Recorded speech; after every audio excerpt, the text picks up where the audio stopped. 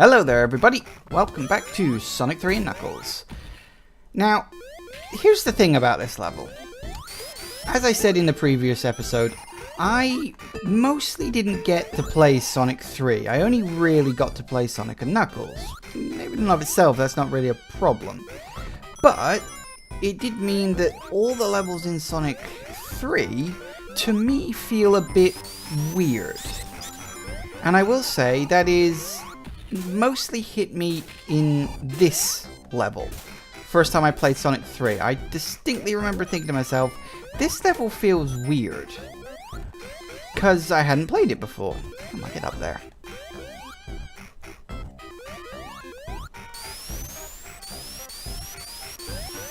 Oh, for crying out loud. Oh, bugger it. And, you know, the music feels a bit off. And the level design is a bit weird to my tastes. I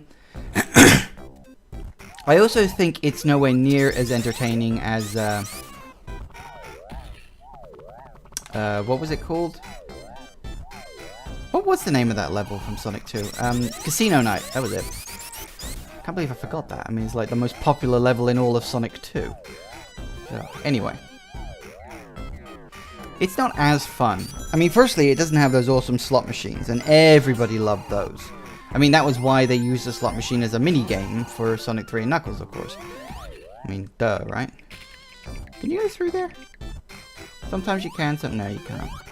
Okay, fine, guess we're going this way then. Whee! Oh, don't get me started about those bloody things. These sort of things are the reason why this level probably doesn't sit right with me. It doesn't, I don't know what it is, it just doesn't, I'm not saying it's a bad level, it just doesn't feel right for some reason. There's just something about it. The music seems off. The level design is actually pretty good, it looks nice.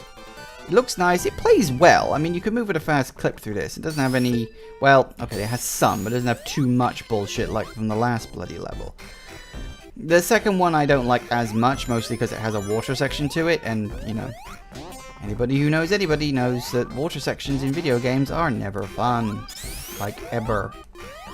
That's not entirely true, actually. Sometimes they can be, but I think for the most part, most people dread the water level. Up. Thank you.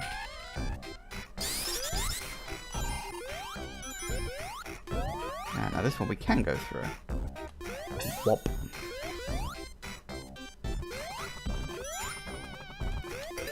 Didoom. Now, how are we getting on? I think. Ah, yes. Or is that? No, that's right. Those, I don't know what the hell you call them. Pillar things? Those are annoying. And I can't remember if it's in this level or the next level when they become required. Hang on a sec. Nope, that wasn't the right one. There's a point where you have to use those barrels? Yeah, in fact, this is it. This is the point where you have to use the barrel. And the thing is, how are you supposed to use it?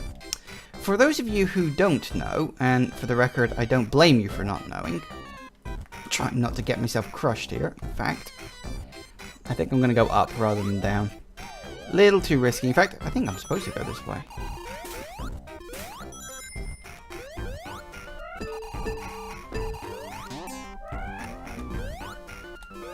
That was close. Here we go. Whoa, zooming through. Hello. Yeah, the way you use those barrels is you have to press up and down as you're going up and down. That's the secret to that. Anyway, this is an annoying boss because it's one of those bosses you have to get to hit itself. And you, damn it, you can't. And yes, you're on a... Ah, shit, I should have gone supersonic, shouldn't I?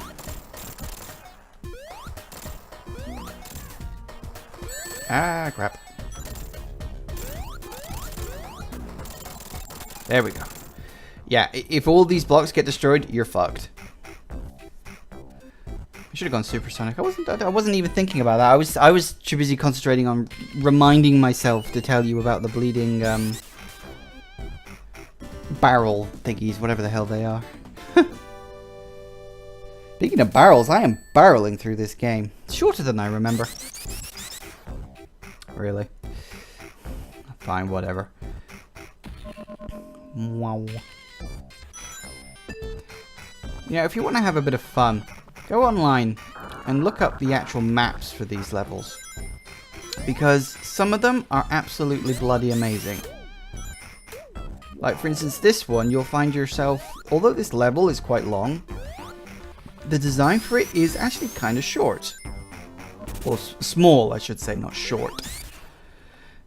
Oh, crap. I forgot about that. Woo!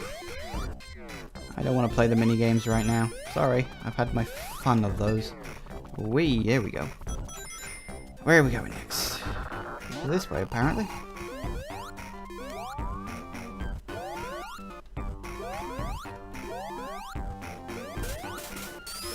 Whoa! Careful now. Really? Good enough.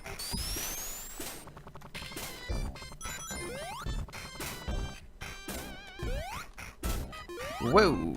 Oh god, these things. No, I hate those things.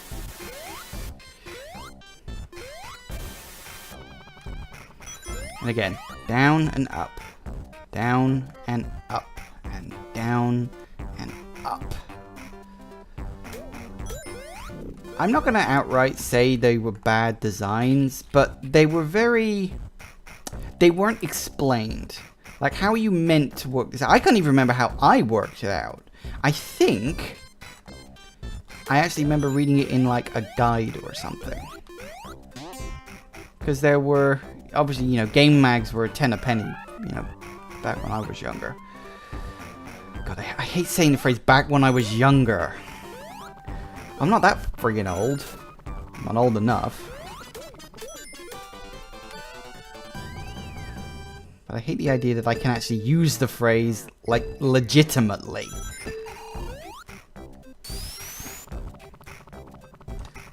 I got fond memories of games, Max. And he's back, cackling like a moron again. And despite the fact there's no barrier between us, we can't just go and attack him. We have to let him turn everything off for some reason. Wait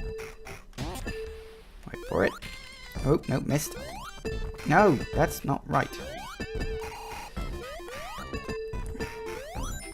Nope, come on. Wait for it. I can get up there. Ah! Keep getting the timing wrong. There we go. I'm gonna need that.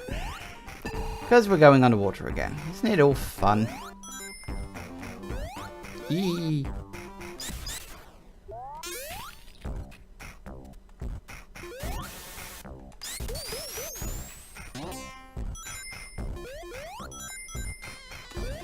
At least they were nice enough to give me the bubble. So I'm not exactly complaining. Interestingly enough, if you do get caught under here, yeah, you can use the bubbles from the balloons, which is a nice touch, because obviously balloons are full of air, and, you know, if you pop a balloon underwater, it's going to leave a bubble. That's a nice touch.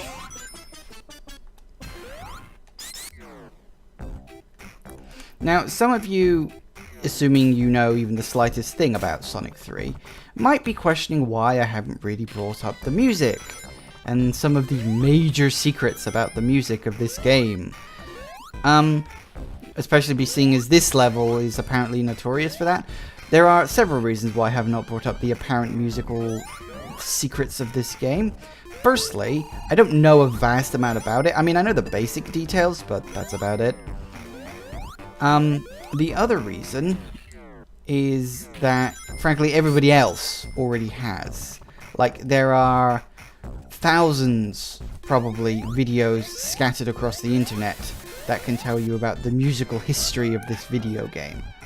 It's interesting, it's fascinating, but I'm really not the one to tell you. Sorry.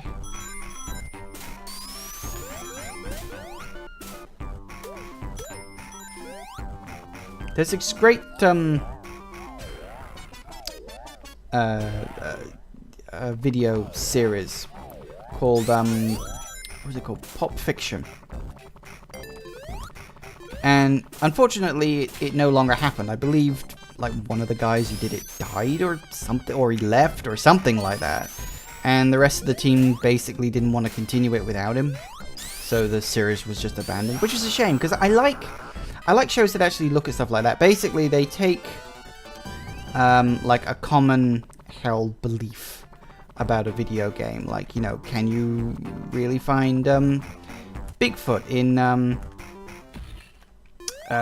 this, I think it's one of the GTA games, you know, was the music from Zelda Ocarina of Time, you know, actually changed because a bunch of Muslims complained about it, you know, and did Michael Jackson helps write the music in Sonic 3? There you go, I said it, that's the big secret. You know, and they look at these things, they, you know, analyze them. It's a bit like what game theory does, but, you know, game theory is very tongue-in-cheek. You know, you're not meant to take anything that MatPat says too seriously. You know, it's all a joke, basically. I mean, he does often use, like, serious stuff, but he then takes it and tries to make fun out of it. And he also sees how much rage he can get by clickbaity titles. Which I know for a fact a lot of people complain about these days, but that's neither here nor there. But what Pop Fiction did was it did like genuine things. It had like you know, genuine game mysteries, and then actually went into games to solve them. It even, you know, went as far as looking at source code, things like that. All the fun stuff you sort of expect a proper video game thing like that to do. Oh, bugger this.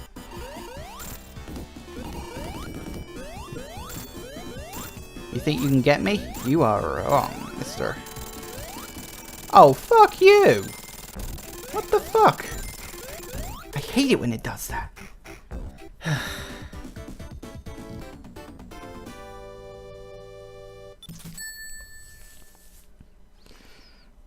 Anyway.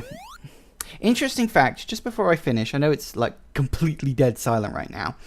I mentioned briefly that Flying Battery Zone was supposed to be in Sonic 3, not Sonic & Knuckles. This is the point where you would have gone to Flying Battery. Instead of going to the next level, you would go to Flying Battery, and then you would go to the next level. But they changed it, I think, for pacing reasons, when they decided to split Sonic 3 into Sonic 3 and Sonic 3 & Knuckles. Such as it is. So this is where it would actually happen. What would have happened is Eggman's ship would have flown across, you'd have jumped on board, done Flying Battery. And then at the end of Flying Battery, like actually happens, you bust out of there and use the door. Come on. Can I fire, please? Thank you. Ice cap. But we're going to have to pause it. And you would use the door as the item I'm about to land on. If you've already played the game, you know what it is. If not, I'll leave it as a surprise. So, thank you all for watching, everybody. Hope you're enjoying this so far. Please remember to like, to comment, and to subscribe. And I'll see you in Ice Cap Zone in the next episode. Bye!